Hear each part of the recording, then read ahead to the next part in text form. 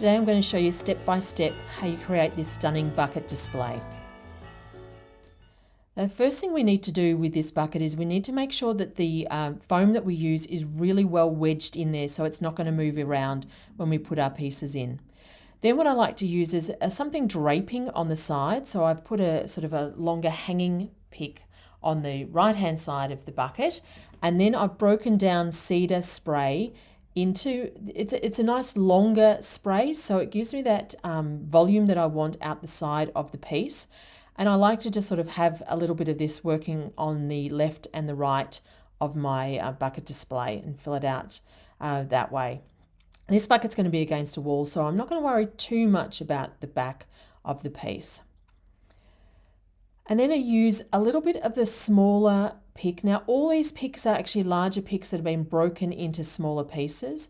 And before I get too much foliage in, I do put my trees in place. So I've got a set of our Bottlebrush trees here, and that way I know that I'm not going to have them in the same position as the foliage. And it makes it a lot easier to sort of position everything. If you wanted, you could also put some flowers in here. I'm going to keep it quite neutral with the Bottlebrush trees as the main feature piece. And now what I'm working through is, again, broken down our mistletoe pick. So these are all larger pieces that I break down into smaller elements, and that gives me, sort of a lot more coverage of the piece without spending a fortune on lots and lots of different picks.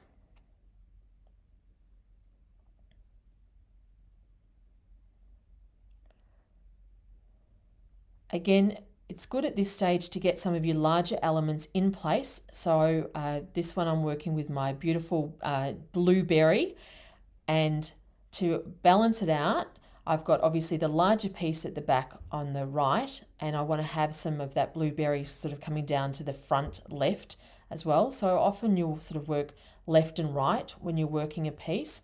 You'll see with the finished piece here, I actually do add another piece, a smaller berry pick on the left hand side as well. So I like to have it slightly offset. You can see that the trees themselves are offset to the left hand side of the bucket. And now that I've got those pieces in place, I'm going to continue to fill with my smaller cut foliage.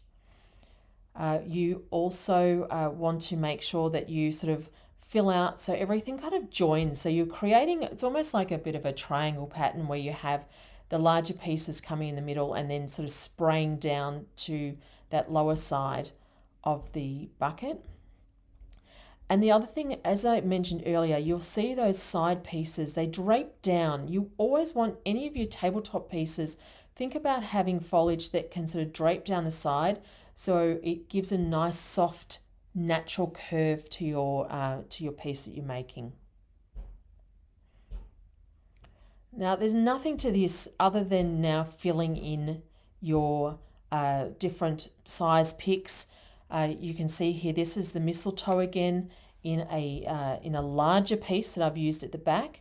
So you've got that, now I feel that you've kind of got that right hand side looking nice and full and even. And then on the left hand side, it's sitting a little bit lower. So again, just having a little bit, so it's not totally uniform on both sides. And then the smaller pieces are very easy to fit in. I use the green foam. I find it a lot easier. It's meant to be for real flowers, but I do find for some of the shorter picks where I've broken off the actual picks into smaller pieces so that the stems can be quite fine, that the green foam is by far the easiest to use.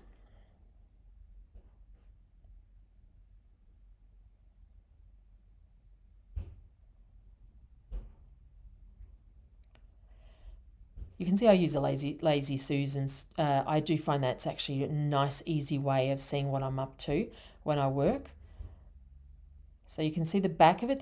You can still see a bit of the foam, but it's going against the wall, so I'm not wasting foliage there. You can see you've got the nice drape on the sides, the offset of the trees on the left, and then a little bit more of the foliage and the feature blue pick on the right hand side, which kind of creates the overall balance.